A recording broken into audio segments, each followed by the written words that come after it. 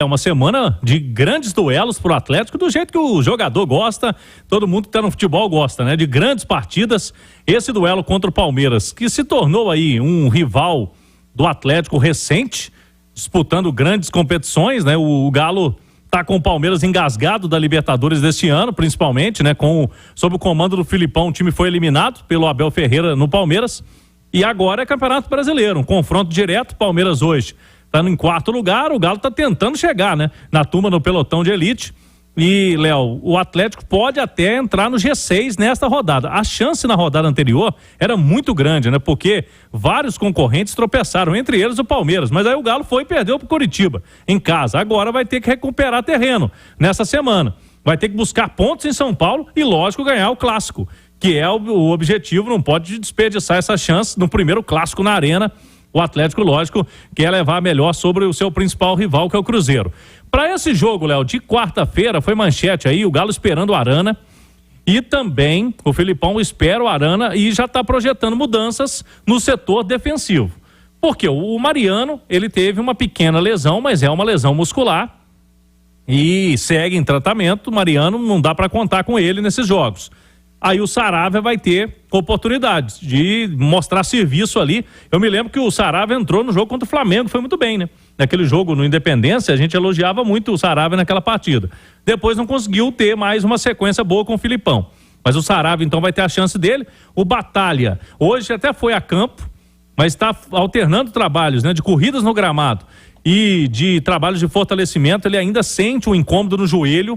Pode ser que não consiga viajar para São Paulo, mas para domingo tem mais chance. E o Pedrinho também é dúvida para quinta-feira, está sendo preparado para pelo menos jogarem os dois o Clássico Batalha com o Pedrinho. Mas se não tiver os dois, o Filipão vai ter que mexer aí no meio campo do Atlético também, né, Léo? E aí ficam algumas possibilidades. O Alan Franco está com a seleção, vai viajar muito longe, né? Vem de Quito, no Equador, para São Paulo. Ele vai se juntar à delegação no dia anterior ao jogo em São Paulo, assim como o Arana. Só que o Arana tem voo fretado da seleção após o jogo.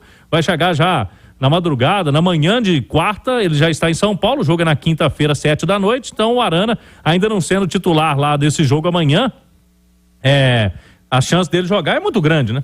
Inclusive, a gente pode trazer essa informação. Na época, o Galo liberou o Arana porque não era o prazo regulamentar. Se o Galo quisesse falar, não, o Arana não vai, o Galo tinha esse direito. Por causa do tempo da convocação, né? Que teve o corte. Uma lesão, Exatamente, aí o Arana foi convocado. Na época, a gente apurou no Atlético, liberamos o Arana, mas com o compromisso de que ele volte para jogar quinta, contra o Palmeiras, para não perder o jogador numa partida importante como essa.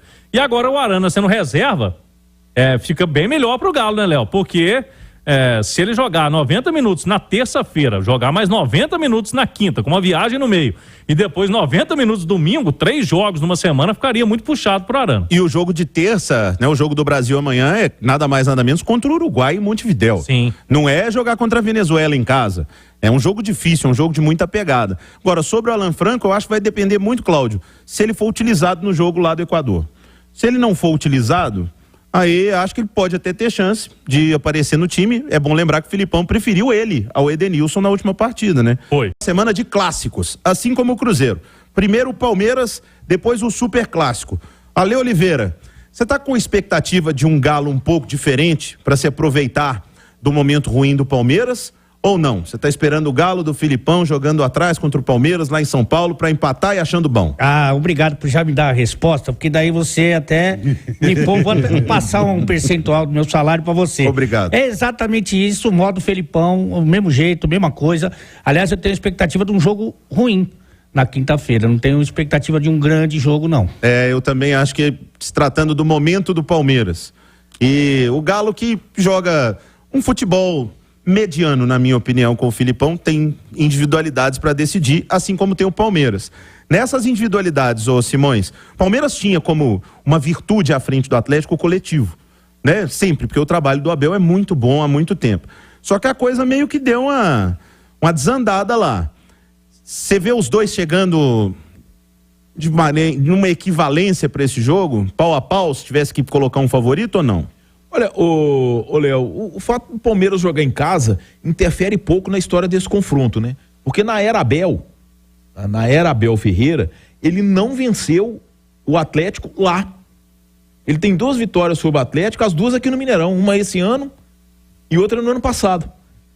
Os jogos lá sempre terminaram empatados. Tá? E pelas características de Abel e Filipão, vai ser mais um jogo muito estudado, assim como foram os duelos deles no Campeonato Brasileiro desse ano.